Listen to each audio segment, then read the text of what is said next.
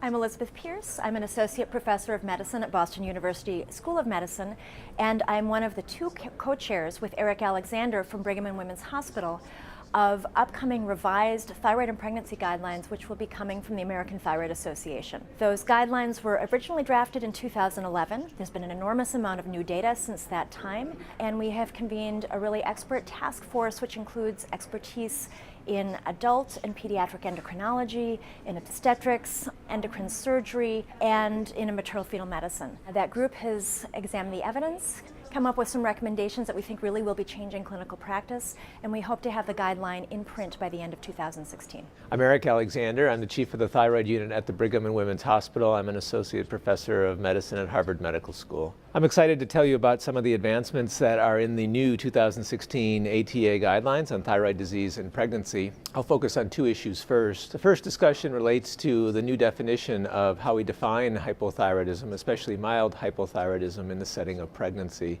Based on a lot of new data that are available, we recommend that you try and use your population-specific or reference-specific ranges that are local to your clinical environment. If that is not known, however, there will be a loosening of the overall definition to use the TSH value of approximately 4 as the new definition for the upper limit of the reference range. Equally important to this process, however, will be the discussion and the recommendation that we also utilize the TPO antibody to help assess when treatment is required. There are several pieces of data now that confirm that the presence of the thyroid peroxidase antibody will modulate the effect of even mild hypothyroidism. So the recommendation will be to assess serum TSH if it is elevated to reflexively check the thyroid peroxidase antibody, the TPO antibody, and the decision to treat with levothyroxine will be based upon both the presence of the TPO antibody elevation and also the degree of TSH elevation.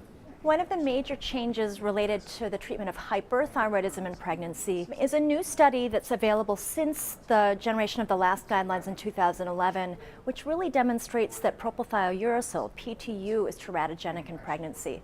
We've known for a long time that methimazole is associated with birth defects, but now we know that neither of the available anti-thyroid drugs is unequivocally safe in the first trimester. There isn't a clear answer as to how to deal with this, but the guideline goes into a good amount of detail about preconception counseling, about strategies to consider definitive treatment before pregnancy, to consider switching to PTU either pre-pregnancy or during pregnancy, and even to consider in women who you think it's reasonable to assume that they may be in remission, stopping that anti-thyroid drug as soon as pregnancy is established. These recommendations, as well as many others, will be available in the new 2016 guidelines. We really think it is evidence-based and is a very practical resource for the clinician. We look forward to having this published in the near future and think it will be a great resource ahead.